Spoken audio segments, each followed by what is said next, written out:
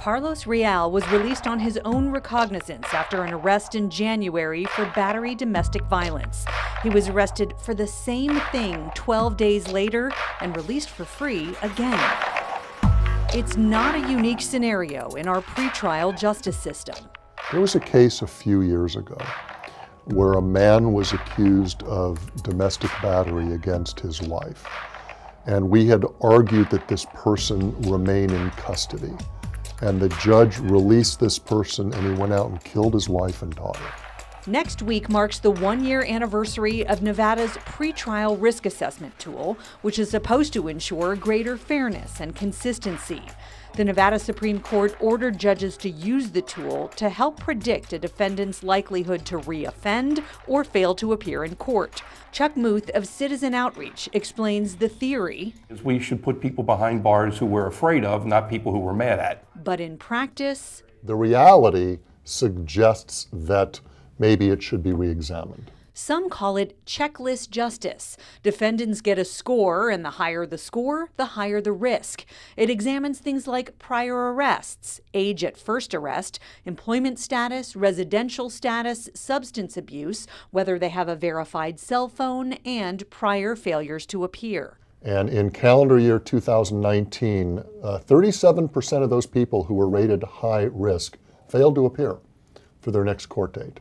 That's 1 out of 3. And 1 out of 5 committed another crime while on pretrial release. It is too high. It's too high. 13 Investigates examined court records from 2019 for defendants who got released without bail on their own recognizance, or OR.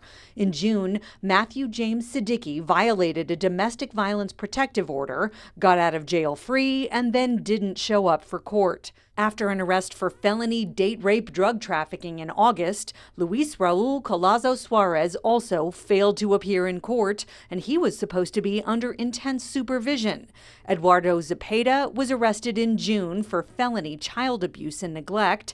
He had an extensive criminal history, including DUI, failure to appear twice before, burglary, and grand larceny. He, too, got an OR release with medium-level electronic monitoring. Ankle monitors are one way to track people on OR release. This is another, a kiosk at the Regional Justice Center where defendants are regularly required to check in.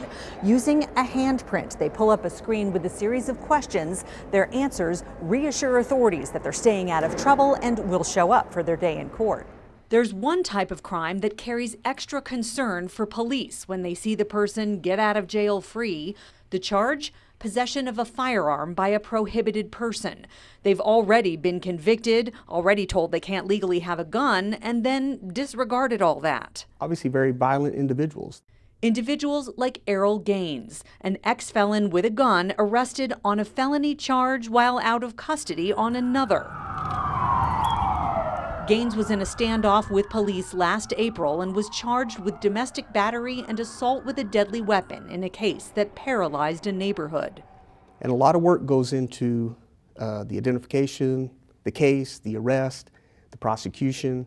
So there are going to be times where individuals are let out, and it's going to frustrate law enforcement. Assistant Sheriff Jones says some jurisdictions, like New York, have taken the concept of innocent until proven guilty too far.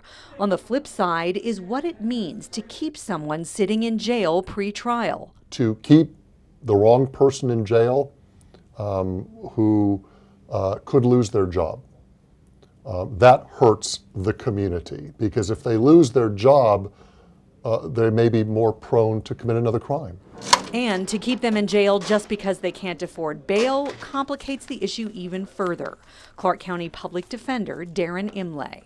A person's ability just to come up with cash shouldn't be the reason that they get out of custody. Metro statistics show 75% of the people in the Clark County Detention Center are awaiting trial.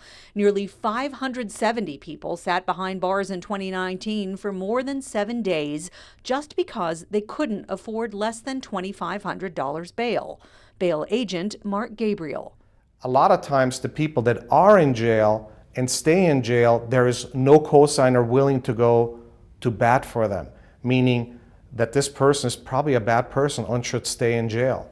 And nobody visits that side of the of the aisle because everybody says poor people stay in jail. He says with bail comes accountability. But Darren Imlay says someone who can post bail is no less dangerous than someone who can't. I've had just hundreds and hundreds of cases of people that I think should have been released, and we're in a danger to the community. Nevada is one of many states across the country reconsidering their use of pretrial risk assessment tools. Lawmakers are currently holding hearings that include possible bail reform. Darcy Spears, 13 investigates.